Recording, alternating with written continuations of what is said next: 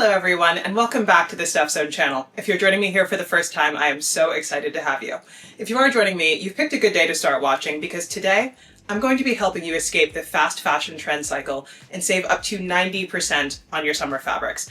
I mean it. I'm going to show you a source where you will literally pay 10% of the per meter price of typical US and UK retail. And no, it's not Temu. I hope that you know me better than that.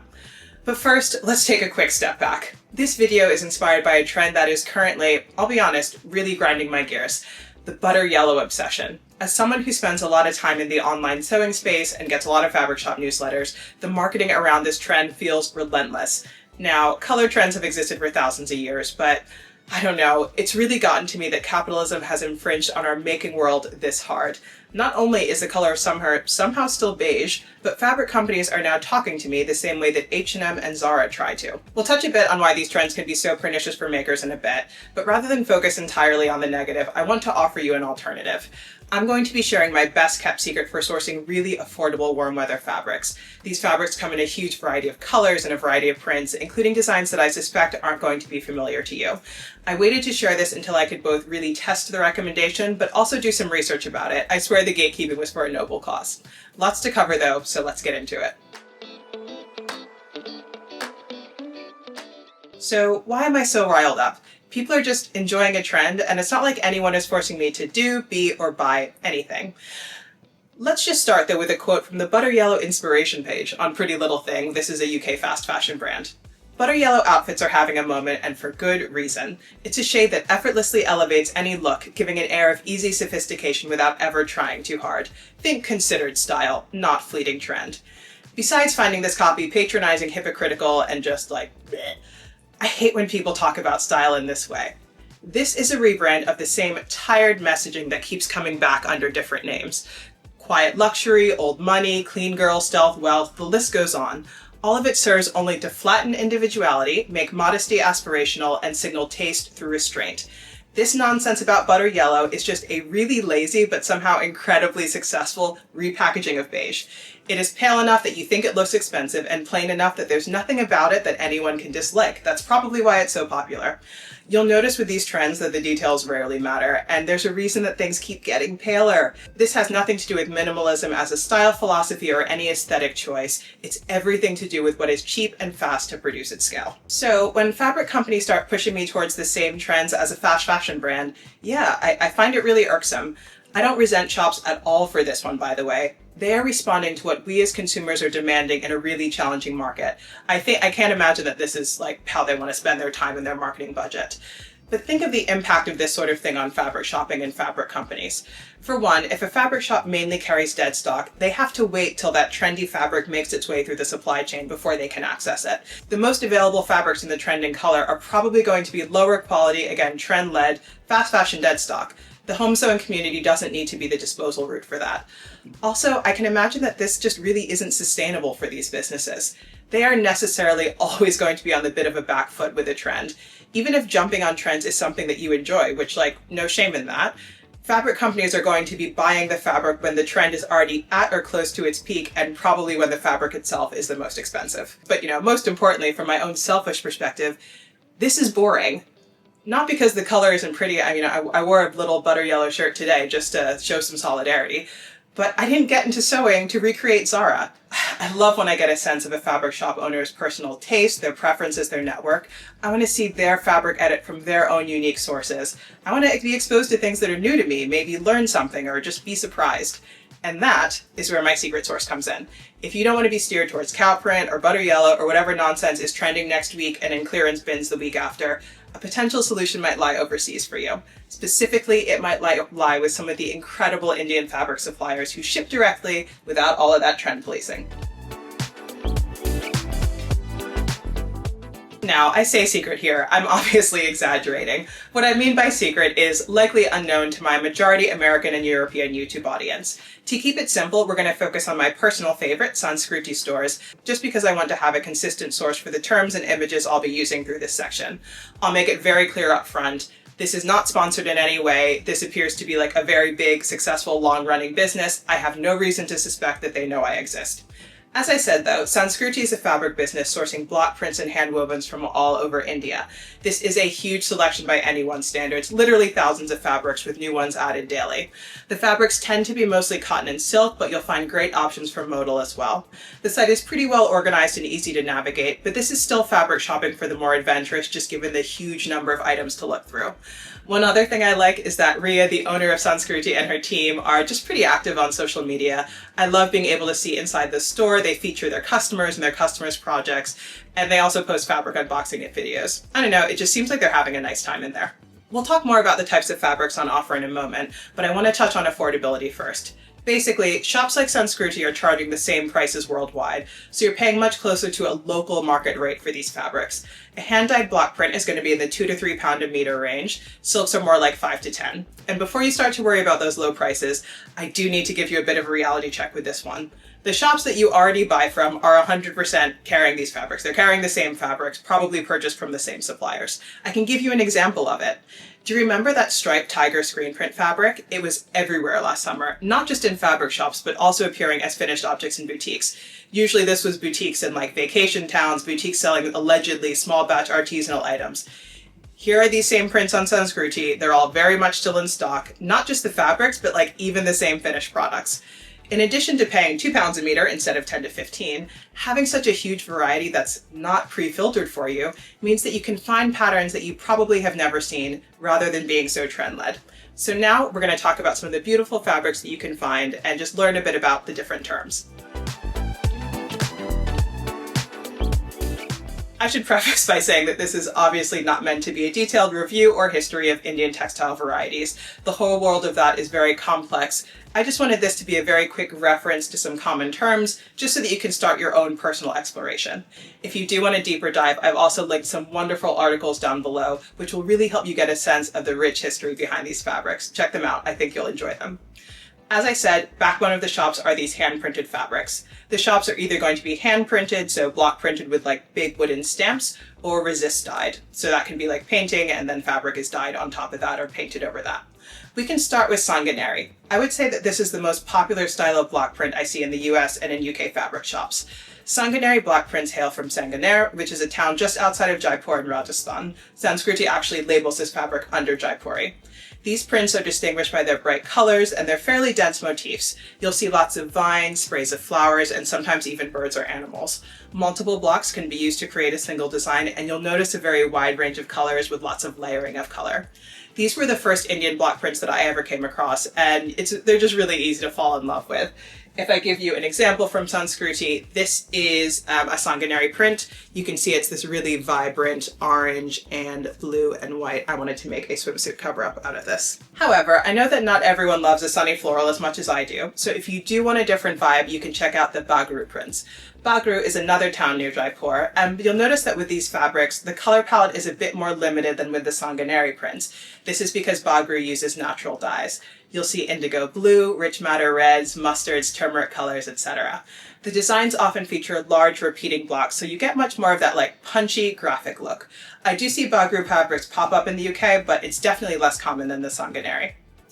Another popular style, if you do like the look of those natural dyes, are the Ajrak fabrics. I'm currently crushing hard on these. I'll show you one of them in just a second. But Ajrak is a print tradition that comes from Sindh in Pakistan and then also the Kutch region of India. In addition to the use of block printing, resist dyeing can also be used, and as I understand, the designs have more influence from Islamic art and motifs. You'll see the stars, the kind of geometric patterns as well. There's loads of really quirky prints available in Ajrak in addition to the more traditional ones. This fabric here, this is an Ajrak fabric that my fiance Josh picked for a shirt that I'm going to be making for him this week. I was really hoping he'd pick the glasses fabric that I would have just showed on screen, but you can see here how beautiful these colors are and how rich they are. And it's also just like such a completely different look from the fabric that I picked for myself. Again, really something for everything with this. Lastly, I want to call out the kalamkari prints. Kalamkari comes from Andhra Pradesh, which is in South India, but these designs are created using a combination of block printing, but then also filling in some details with paint pens. Color palette here again tends to be warm and earthy because of the use of those same natural dyes. However, unlike the solid graphic shapes of Ajrak, Kalamkari designs feature dense, Persian-inspired florals, there's animals, and I believe in sometimes even mythological references. I normally go for like those bolder, more graphic prints, but this is a fabric type that, I don't know, like the more I researched it for this video, the more I started to fall in love, so maybe I can make some room for it in the stash in autumn. We'll see. In addition to these wonderful prints, you can find really great deals on solids and hand-woven fabrics, including some stunning ikat fabrics.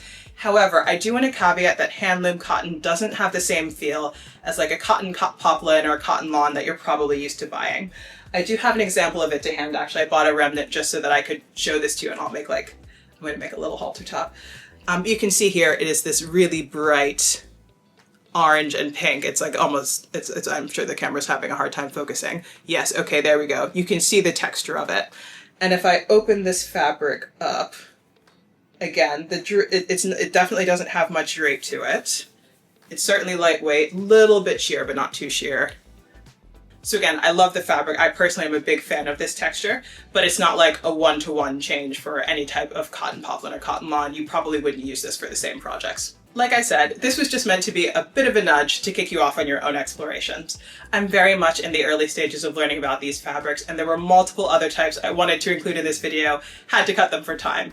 The point I wanted to make is that there's an incredible range of fabrics and designs available, really something to suit every taste, and it goes far beyond what I think of as a block print and what shops typically in the UK sell to me as a block print. And as a bonus, by learning a few actual terms for these fabrics, you can join me in being irritated when a fabric shop takes something beautiful with like centuries of design tradition behind it and slaps the terms boho, tribal, or the worst one, ethnic on it. Even though I'm sure that I got something in the research for this video, or certainly the pronunciation, incorrect, surely we all respect the artistry behind these fabrics enough to make this like small effort to call them by their right name. Anyway, now that we have our starting point, I'll share some top tips for the purchase process as well as fabric care, just because there's some small differences that you'll want to be aware of. In terms of sources, I've talked at length about Sanskriti. Itokri is another supplier I've heard good things about, just like from searching on Reddit, but I've not personally ordered from them. You'll also find suppliers on Etsy who ship from India, but to be honest, unless there's like a really specific print or like a specific shop you want to order from, I don't know why you'd pay the Etsy markup. From my experience shipping from Sanskriti, they're based in Goa to London, has been really quick, usually within a week. Fabrics are also color accurate to the photos, which I really appreciate. Plus, I don't know, again, they seem nice. They pack your order really nicely. They send a lovely card. One thing that I also love is that, like, Sanskriti uses up their remnants. Like, the order itself is packed in these little bags, which are just patchwork bags made from their own fabrics. And they'll even throw in a few scrunchies for you, which are also here. Can you see? Also made with their own remnants. I was wearing one of them before. I took it off to record this video. In terms of cost, shipping fees are usually flat rate. On Sanskriti, that's going to be £17 to the UK, and I want to say like 24 to the US. I haven't looked into the tariff situation. I can't stay on top of that. I don't live in the US anymore anyway. Before I lose you on this though, I do need to give you yet another reality check. The per meter savings here range from like 70 to 90%. Once you're buying more than a few meters, that shipping cost is offset really, really quickly. Now, I don't want Steph Zone to be the reason for loads of little packages flying about. I wouldn't order 1 meter or even like 3 or 4 meters of fabric from India, really no matter how much cheaper it was, just because of the impact of air shipping versus like bulk sea freight that a wholesaler might use. I'm suggesting this as a good option when you can save up and batch an order, or even ideally split with a few sewing pals. Not only will that get you the best possible saving, but you're minimizing the environmental impact of that shipping choice. In terms of the cottons themselves, the fabrics are almost always narrow. 45 inches is going to be standard, and some of the handlooms are more like 40 inches. So you just want to make sure that you're double checking those fabric requirements. The fabrics, especially when it comes to the cottons, are almost always going to be lightweight. This is not a shop where you can get like trouser fabrics, at least trousers that you're going to be wearing in the UK. I do have one example here of, I just wanted to show you something on a light background, just so you can get a sense of the opacity of the fabric and the weight of it. So you can see here again, it's really lightweight. It would be beautiful for something like a gathered dress, a blouse, skirts, children's clothes, etc. But I wouldn't want to wear something like really tight fitting in a fabric like this. I would say that also, as long as there's not big areas of white or cream on the background, the fabric isn't really sheer. So again, I'm just going to hold this up so you can get a sense. Little Steph Zone, peekaboo. But there you go. They are really lovely fabrics. This is from Sanskriti. It's already been washed. I'm excited to use it. Now, once your lovely fabrics arrive, you'll want to pre-wash them right away. Hand-dyed fabrics, I'll be honest, they have a bit of a smell. It's not a bad smell, it's just like, why would you keep it around? But the bigger issue is that you need to make sure you've gotten the excess dye out. With some of the really richly dyed fabrics, I think indigo, anything indigo is a great example of this. The dye can bleed onto other fabrics in your stash if they're pressed up against each other for like months and months. So you really just want to get that excess out right away, and then you'll never have to worry about it again. I'll give you 2 instructions in terms of washing. The official ones and then the ones I actually do. Officially, these cottons should be hand washed. I will say though, I have never done this and I'm probably never going to. I just use a gentle detergent, a gentle like a cold water hand wash cycle, and I air dry, which is pretty much the same as how I wash all of my other blouses. I've done this many times and I've had one block print fade on me. It was this one. This initially had a much darker blue background. And you can see here, it just looks a little bit washed now, but it still doesn't look bad. I would say that if I ever buy a dark blue or an indigo print again, that is the one color where I would pre-soak with like salt or vinegar to fix the dye and minimize bleeding. Overall though, I don't stress about this too much. Irregularity in block prints are just part of their charm, and if you accidentally get a bit of fading or bleeding, what's the big deal? To close, I want to make it clear that I'm not complaining about the prices in US and UK shops. Nobody is getting rich selling you fabric. Fabric stores have to work very hard to hang on right now, and the shops where we live just have an entirely different level of overhead cost to contend with. Also, I should say I'm talking about like a subset of fabrics here. Sanskriti is not selling viscose or denim or sweatshirting. I think it's fine to acknowledge that our beloved local shops are just not the ideal channel for every single type of fabric. We can be honest about that while still supporting them for the many, many wonderful things that they do bring us. They do the legwork for us of finding consistent, high-quality sources. Some of them are getting their own fabrics produced, and they're bringing in unique local dead stock. I will always hype them, support them, and give them my money to continue doing that. There's just nothing wrong with exploring some broader options. To me, though, it's bigger than affordability. At the risk of being too philosophical, you have so much more freedom in terms of fabric choice than you think you do. You are seeing a fraction of what's actually available to you. I would much rather spend my browsing time learning about a whole new world of fabrics than read yet another butter yellow fabric roundup email. And if you've gotten to sewing to have more freedom and flexibility in your clothing, it's time to start exploring. I want this theme of exploring less common options and further customizing your makes to be a big topic on Stuff Sewn this summer. I feel like I see too much content right now geared towards helping you mimic ready-to-wear through your making, and I'm here to help you break free from the world of trends and fast fashion entirely. But now, as always, I want to hear from you. Did you already know about Sanskriti and the potential savings? Have you sewn with these types of fabrics before? You know, we're all being fed different ads, so maybe my big reveal is just old news to you. How do you feel about craft businesses being pushed towards this trend bandwagon? I feel like we're going to get some punchy discussions on this one, so I'm excited to chat to you and read your comments down below. If you do want to hear more from me, of course subscribe, but you can also follow me over on Instagram. I'm at the same handle, just Stuff Sewn. Have a wonderful rest of your week, and I'll see you again soon. Bye!